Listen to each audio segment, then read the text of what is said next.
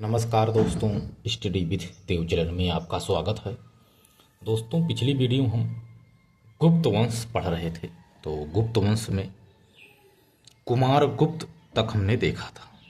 अब आइए देखते हैं दोस्तों स्कंद गुप्त।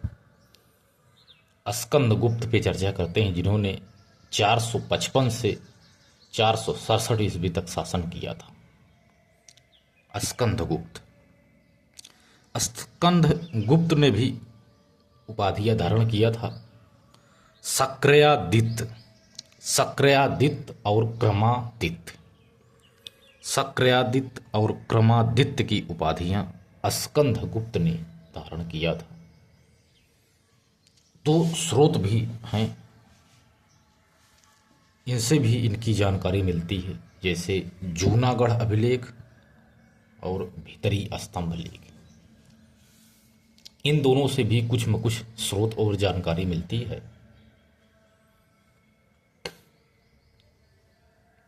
जूनागढ़ अभिलेख के द्वारा स्कंद गुप्त के शासन व्यवस्था का उल्लेख किया गया है। जूनागढ़ अभिलेख के द्वारा स्कंद गुप्त के शासन व्यवस्था का उल्लेख किया गया है। स्कंद गुप्त ने सौराष्ट्र प्रांत में सुदर्शन के बांध का पुनर्निर्माण करवाया था। किसने? स्कंद गुप्त ने। भीतरी स्तंभ लेख, भीतरी स्तंभ लेख उत्तर प्रदेश राज्य में गाजीपुर जिले में सैदपुर तहसील के अंतर्गत भीतरी नामक कस्बे में स्थित है। भीतरी स्तंभ लेख उत्तर प्रदेश राज्य में गाजीपुर जिला में सैदपुर तहसील के अंतर्गत भीतरी नामक कस्बे में स्थित है। यह स्कंद गुप्त का स्तंभ लेख है। इसकी भाषा संस्कृति और लिपि ब्राह्मी है। भाषा संस्कृत और लिपि ब्राह्मी है।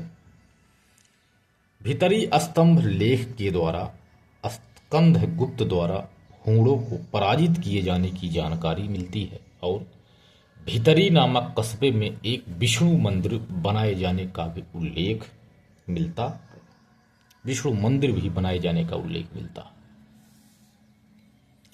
इस प्रकार स्कंद गुप्त ने हूणों को पराजित किया था। यह एक मध्य एशिया की बर्बर जाति थी।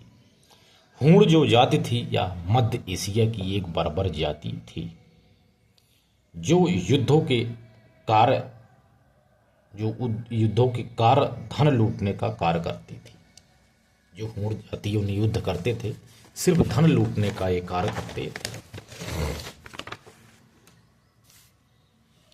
स्कंद गुप्त ने वृषभ शैली के सिक्के भी जारी करवाया था। वृषभ शैली की स्कंद गुप्त ने वृषभ शैली के सिक्के भी जारी करवाया था। वह अंतिम प्रतापी शासक था। गुप्त वंश का अंतिम प्रतापी शासक था। स्कंद गुप्त का उत्तराधिकारी पुरुष गुप्त हुआ। वह बौद्ध धर्म का अनुयायी था। तो पुरुष गुप्त बौद्ध धर्म का अनुयायी था, जो स्कंद गुप्त का उत्तराधिकारी था। एरण का अभिलेख जो 510 ईस्वी में लिखा गया था, सागर जिला एमपी में है यह स्थान। भाषा इसकी संस्कृत और लिपि ब्राह्मी थी। एरण का जो अभिलेख है दोस्तों, सागर जिला एमपी में स्थित है। ब्राह्मी लिपि में है और भाषा इसकी संस्कृति है। एरण का अभिलेख यह भानुगुप्त का अभिलेख है। एरण का अभिलेख भानुगुप्त का अभिलेख है। यह सती प्रथा का साक्ष्य देने वाला पहला अभिलेख है। यह सती प्रथा का साक्ष्य देने वाला पहला अभिलेख है। भानुगुप्त का सेनापति गोपराज उत्तर पश्चिम सीमाओं पर हूणों से लड़ता हुआ मारा गया। भानुगुप्त का सेनापति गोपराज उत्तर पश्चिम सीमाओं पर हूणों से पराजित हुआ, यानी लड़ता हुआ मारा गया। तब उसकी पत्नी माला गौड़ा उसके साथ सती हो गई और हर्षवर्धन के पिता प्रभाकर वर्धन की मृत्यु के बाद उनकी पत्नी यशोमती भी सती हो गई। इन दोनों बिंदुओं का उल्लेख इस अभिलेख में किया गया है। तो यह कहा जा सकता है कि यह सती प्रथा का साक्ष्य देने वाला पहला अभिलेख था। एरण अभिलेख सती प्रथा का साक्ष्य देने वाला पहला अभिलेख था, एरण का अभिलेख। अब देखते हैं विष्णुगुप्त। विष्णुगुप्त विष्णुगुप्त की राजकीय भाषा थी संस्कृत और राजकीय चिन्ह था गरुड़। राजकीय धर्म था वैष्णव धर्म और राजकीय मुद्रा थी रुपया, यानी चांदी धातु की थी रुपया। तो विष्णुगुप्त हैं, इन्होंने अपने दरबार में राजकीय भाषा संस्कृत रखी, राजकीय चिन्ह गरुड़ रखा, राजकीय धर्म वैष्णव धर्म अपनाया तथा राजकीय मुद्रा रुपया यानी चांदी करवाया था। नोट देख लीजिए दोस्त, गुप्तकालीन अंतिम शासक विष्णुगुप्त था। यही था विष्णुगुप्त। गुप्त काल का अंतिम शासक विष्णुगुप्त था। गुप्तकालीन राजकीय भाषा संस्कृत थी। तो आइए देखते हैं दोस्तों गुप्तकालीन संस्कृति। गुप्तकालीन संस्कृत में देखते हैं सबसे पहले प्रशासन। इनका प्रशासन कई इकाइयों में बटा था। गुप्तकालीन संस्कृत में गुप्त काल का प्रशासन कई इकाइयों में बटा था। जैसे छोटी सबसे रहेगी, फिर बड़ी। तो इकाई देखते हैं सबसे एक तरफ उनकी प्रमुख। ठीक है, तो गुप्तकालीन सब प्रशासन की सबसे छोटी इकाई थी और सबसे बड़ी इकाई थी। तो सबसे बड़ी इकाई थी साम्राज्य। साम्राज्य इकाई का प्रमुख सम्राट होता था। साम्राज्य से छोटी होती थी भुक्ति यानी अवनी, जिसका प्रमुख युवराज होता था। भुक्ति के बाद विषय, विषय में विषयापति। विषय से छोटी है तहसील स्तर की, जिसे कहते हैं विधि। विधि से छोटी है पेठ। पेठ से छोटी होती है ग्राम। ग्राम का मुखिया चौधरी होता था, मुकद्दम। तो सबसे बड़ी इकाई, सबसे छोटी इकाई। तो ग्राम से बड़ी इकाई यहाँ पेठ होती थी। सबसे बड़ी इकाई सम्राट, सबसे छोटी है ग्राम। ग्राम से बड़ी इकाई बीच में पड़ती है पेठ। इसे आपको ध्यान से समझना है। पेठ के बाद विधि। विधि और ग्राम के बीच में दोस्तों पेठ एक था, यह भी एक इकाई थी। गुप्तकालीन प्रशासन का सबसे प्रमुख सम्राट होता था। सम्राट अकेले राज्य की कार्यवाहियों को क्रियान्वित नहीं कर सकता था, इसलिए सम्राट के अधीन अन्य मंत्रियों यानी अमात्य की नियुक्तियां की जाती थी। अकेला कोई भी नहीं कर सकता था, कोई भी से सहायता की जरूरत होती थी।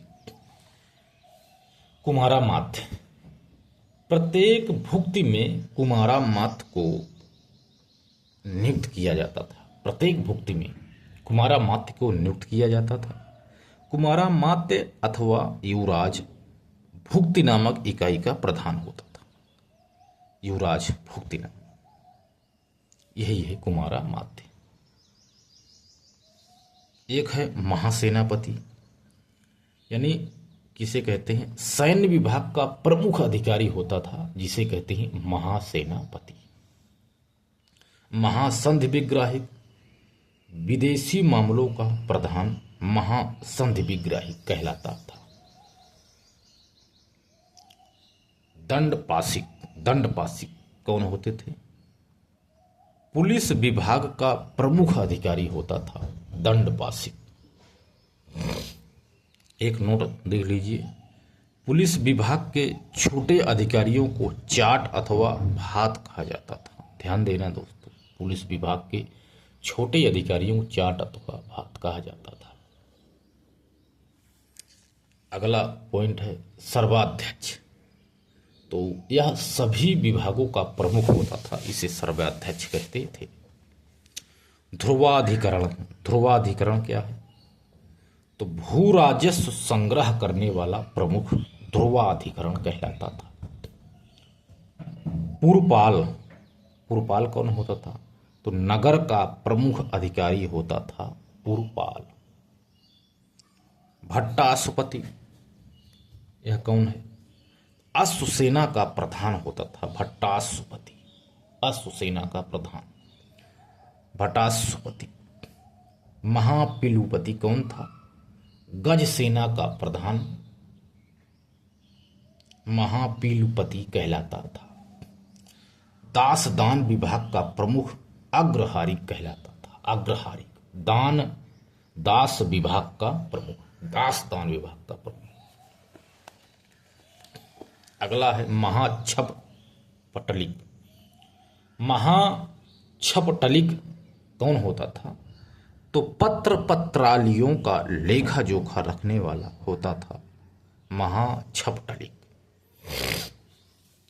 कर्णिक कौन होता था? कर्णिक महाछपटलिक के कार्यालय में रहकर भूमि से संबंधित कागजातों को रखने वाला प्रमुख अधिकारी होता था कर्णिक।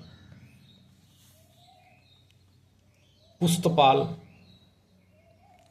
तो कार्यालयी अभिलेखों को सुरक्षित रखने वाला प्रमुख अधिकारी होता था पुस्तपाल। कार्यालयी अभिलेखों को सुरक्षित रखने वाला प्रमुख अधिकारी होता था पुस्तपाल। मौर्य काल की अपेक्षा गुप्तकालीन प्रशासनिक व्यवस्था विकेंद्रीकृत थी। ये नोट है दोस्तों, इसको ध्यान समझना कि मौर्य काल की अपेक्षा में गुप्तकालीन जो प्रशासनिक व्यवस्था थी वो विकेंद्रीकरण थी, ठीक थी। ये प्रशासनिक व्यवस्था हो गई। अब देखते हैं न्याय व्यवस्था। न्याय व्यवस्था, न्याय व्यवस्था का प्रधान न्यायाधिकरण कहलाता था और उसका सम्राट धर्मासन, यानी उस पर आसीन रहता था सम्राट। गुप्तकालीन न्यायालयों को न्यायाधिकरण कहा जाता था। जिस सिंहासन पर बैठकर राजा न्याय करता था उसे धर्मासन कहा जाता था। गुप्तकालीन न्यायालयों को न्यायाधिकरण कहा जाता था। जिस सिंहासन पर बैठकर राजा न्याय करता था उसे धर्मासन कहा जाता था। प्रत्येक इकाइयों के प्रमुख भी न्याय करने के लिए स्वतंत्र थे। प्रत्येक इकाइयों के जो प्रमुख थे वो भी न्याय करने के लिए स्वतंत्र थे, लेकिन अंतिम निर्णय सम्राट द्वारा दिया जाता था। दंड व्यवस्था गुप्त काल की सरल थी। अधिकांशतः अर्थदंड का प्रावधान था। तो चीनी यात्री फाहियान के अनुसार, एक चीनी यात्री जो थे फाहियान के अनुसार गुप्तकालीन पुलिस व्यवस्था उच्च कोटि की थी। फाहियान के अनुसार गुप्तकालीन पुलिस व्यवस्था उच्च कोटि की थी। तो दोस्तों मिलते हैं और एक बेहतरीन क्लास में, तब तक के लिए धन्यवाद।